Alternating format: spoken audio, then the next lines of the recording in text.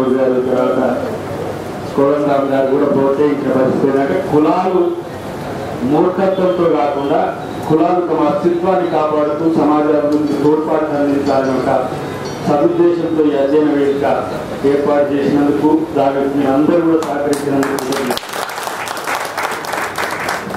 ఎందుకంటే నిజాం కాలంలోనే మనకు కులాలకు ప్రాధాన్యత ఇచ్చేది పరిపాలనలో.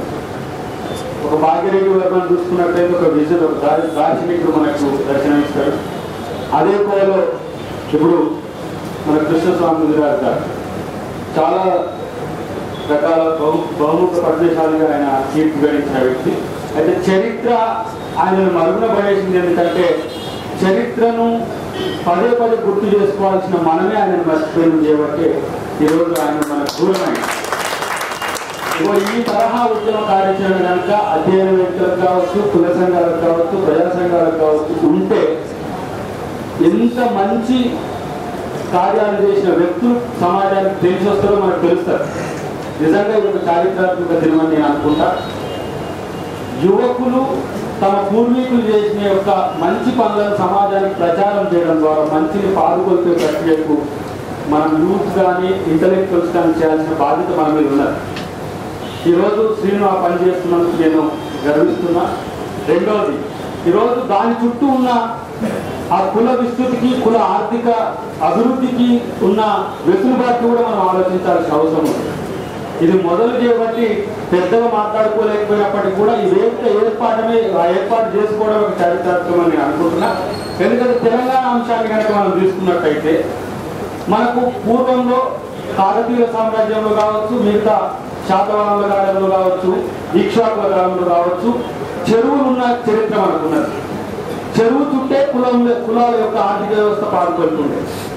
ఇటు ముదిరాజులకు కావచ్చు, అటు నీరుడోళ్ళకు కావచ్చు, అటు రైతులకు కావచ్చు, అటు రెడ్లకు కావచ్చు, బీసీలకు కావచ్చు, ఎవరికైనా సరే చెరువు చుట్టూ చెరువు నీళ్లతో ప్రజలకు పొలాలు పంటలు పంటే చెరువుతో వచ్చే ఆదాయానికి ముదిరాజులకు, మిగతా నీరెడ్డి ఎస్సీలకు వీళ్ళకు పని కలుగుతున్న పరిస్థితి ఉంది. ఇప్పుడు ఆ చెరువులు పోయినాయి, మన ఆర్థిక వ్యవస్థ పతనమైంది, మనం జనరలైజ్ అయిపోయింది. ఇప్పుడు తెలంగాణ వస్తే మనకు ఒక స్కోప్ ఉంది. కుల వృత్తులను కూడా కాపాడుకోవడానికి ఒక విజన్ ఉంది. దాదాపు నేను అనుకుంటున్నా మొన్న కేసీఆర్ గారితో చర్చ వచ్చినప్పుడు ఒక 40-50 టీఎంసీలు కాక చిన్న నీటి పారుదల కనుక మనం కేటాయించుకోగలిగితే, 20 నుంచి 40 టీఎంసీలు కనుక మనం కేటాయించుకోగలిగితే మూసీ లాంటి ప్రాజెక్టులో చెరువులు, పెద్ద పెద్ద చెరువులు, పాకాల చెరువు లాంటి మిగతా విలేజ్లతో పాటు పెద్ద మండల ప్రాంతంలో కూడా చెరువులు ఉంటాయి. ఆ చెరువు బాగుపడితే చెరువు చుట్టూ కూడా కుల వృత్తులు కలిపే అవకాశం ఉన్నది కాబట్టి ఆ విజన్ మనము భవిష్యత్తులో ఆ దిశగా అసలు ఈ రకమైన అధ్యయనాన్ని చేయడానికి ఒక వేదిక ఉండాల్సిన అవసరం ఉన్నది. కాబట్టి ముఖ్యంగా కులం అనేసరికి ఇప్పుడు ఎట్లా అయిందంటే ఎస్సీ ఉంటాడు, వాడు డెవలప్ అయిన తర్వాత ఎస్సీ అని చెప్పుకోవడానికి కూడా సిగ్గుపడుతుంది. బీసీ ఉంటాడు, బీసీకి కనెక్టివిటీ లేదంటాడు.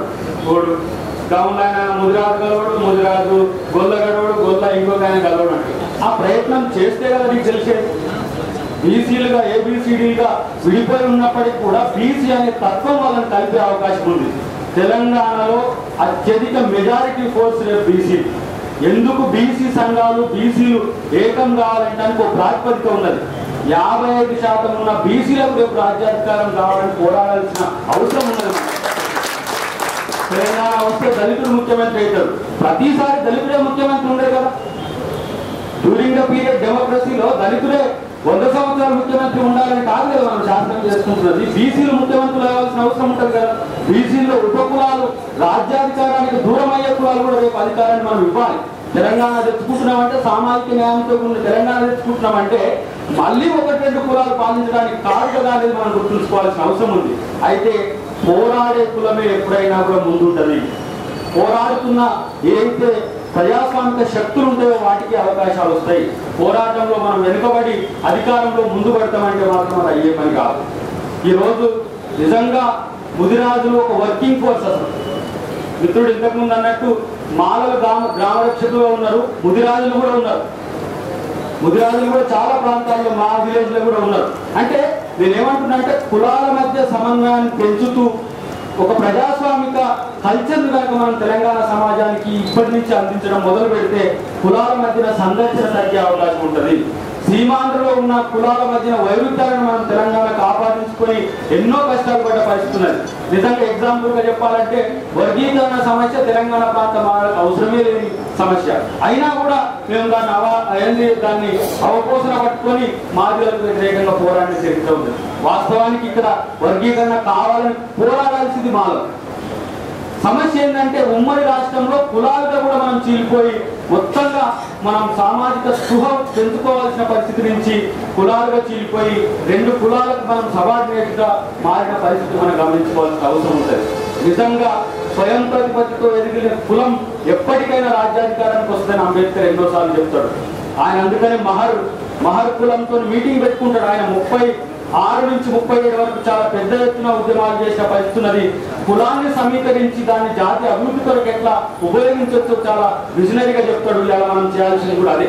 నిజంగా నేను అంటున్నా, ఈరోజు మహర్ల యొక్క ఒక ఆత్మబంధువే అంబేద్కర్గా లేడు. మొత్తం భారత జాతి యొక్క ఈరోజు ఒక దార్శనికునిగా ఈరోజు అంబేద్కర్ మనకు ప్రకటిస్తాడు. కాబట్టి మనంగా కూడా ముదిరాజుగా ఉండి ఆలోచించాలి. కానీ ప్రజలకు విస్తృత ప్రజా ప్రయోజనాలను దృష్టిలో పెట్టుకొని మనం ఆలోచించాల్సిన అవసరం ఉంటుందనే ఉద్దేశంతో ఈ వేదిక పనిచేయాలనేది నా కోరిక.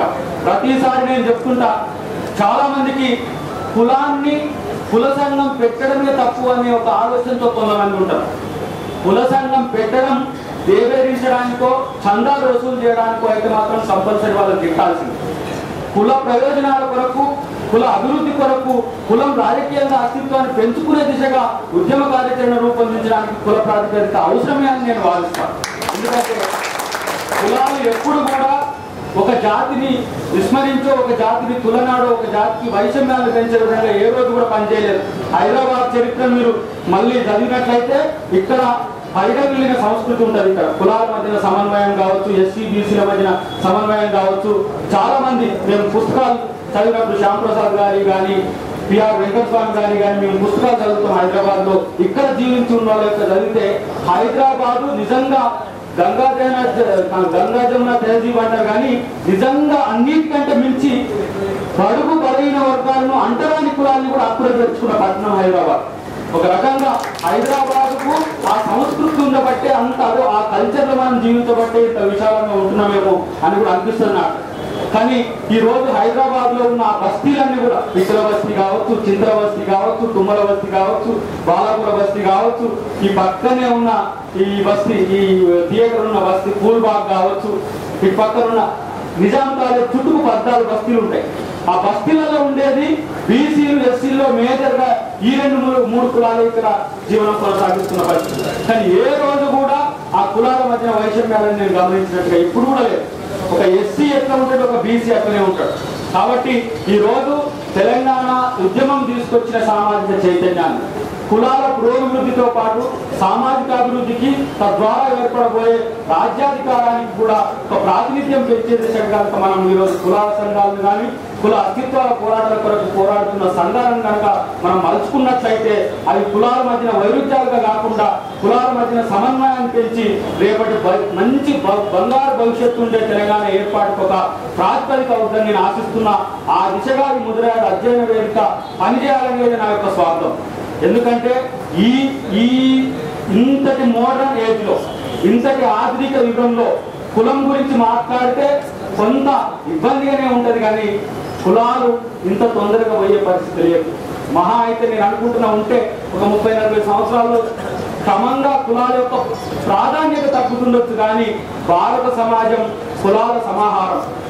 కులాలను ఇంత తొందరగా మనం తీసేయలేం కాబట్టి ఏ ఫామ్ ఉన్నదో ఆ ఫామ్ ద్వారానే మనం ఉద్యమించి మొత్తం సమాజానికి ఉపయోగపడే విధంగా అధ్యయన వేదికను తయారు చేసి, నేను ఒకటే మీకు నా విజ్ఞప్తి ఏంటంటే, 10 జిల్లాల్లో ఉన్న మొత్తం ముదిరాజు ఉపకులాలను అన్నిటి కూడా ఏకీకృతం చేసి హైదరాబాద్ లో ఒక పెద్ద బహిరంగ సభ పెట్టాలని నా యొక్క. ఎందుకంటే నేను తమ్ములను చూస్తా, వాళ్ళు ముగ్గురు రాజేష్, రమేష్, వీళ్ళు ఎక్కడ చూసినా కూడా ముందు తెలంగాణ పోరాటంలో మొట్టమొదటి పోరాటంలో ఉండేది వీళ్ళే. అంటే ఒక అందరూ ఉద్యమిస్తున్న సంస్థల్లో పనిచేస్తూ, కానీ వాళ్ళు ఏ రోజు కూడా ముదిరాజుగా ఎక్స్పోజ్ కాలేదు. కావాలని కూడా నేను కోరుకోను. ఇక్కడ జాతి కొరకు పోరాడేటప్పుడు మాత్రం జాతికి ముందుండి పోరాడాల్సిన అవసరం ఉందని చెప్పి వాళ్ళకు చెప్తూ వాళ్ళు ముందున్నందుకు సంతోషిస్తున్నాను నేను కూడా. ఎందుకంటే ప్రతి వాళ్ళు చాలా మంది నన్ను మాలాంటి ఐఏఎస్ ఐపీఎస్ అన్నారు, ఎంత చదువుకున్నావు, ఎంత మూర్ఖంగా ఈ సంఘం పెడతావని. నేను ఈరోజు నా సంఘాన్ని పెట్టి తెలంగాణ ఉద్యమంలో నా ప్రజల్ని మమేకం చేయగలిగిన. ఈరోజు రవీందర్ గారు ఉన్నారు, ఆయన ముదిరాదని ఈ వేదిక ద్వారా అందరికి పరిచయం అవుతున్నాడు. కానీ జేఏసీ కోఆర్డినేటర్గానే అందరికి పరిచయం ఆయన. అంటే నేను ఏమంటున్నానంటే కులాలుగా ఎవరి కులాలకు వాళ్ళ ఒక సర్వీస్ ఇచ్చుకుందాం, జాతికి ఉపయోగపడే పనులు అందరం కలిసి చేసుకున్నామని చెప్పి తెలియజేస్తూ మీ సంఘం ప్రతి కార్యక్రమంలో నేను అన్అఫీషియల్ గా మీ మెంబర్ గా ఉంటానని చెప్పి ప్రామిస్ చేస్తూ మీ సంఘ విస్తృతికి నా సంఘ సభ్యులను కూడా సహకరించే విధంగా జిల్లాల స్థాయిలో కూడా మీకు సహకరిస్తానని చెప్పి ప్రామిస్ చేస్తూ జై భీమ్, జై తెలంగాణ.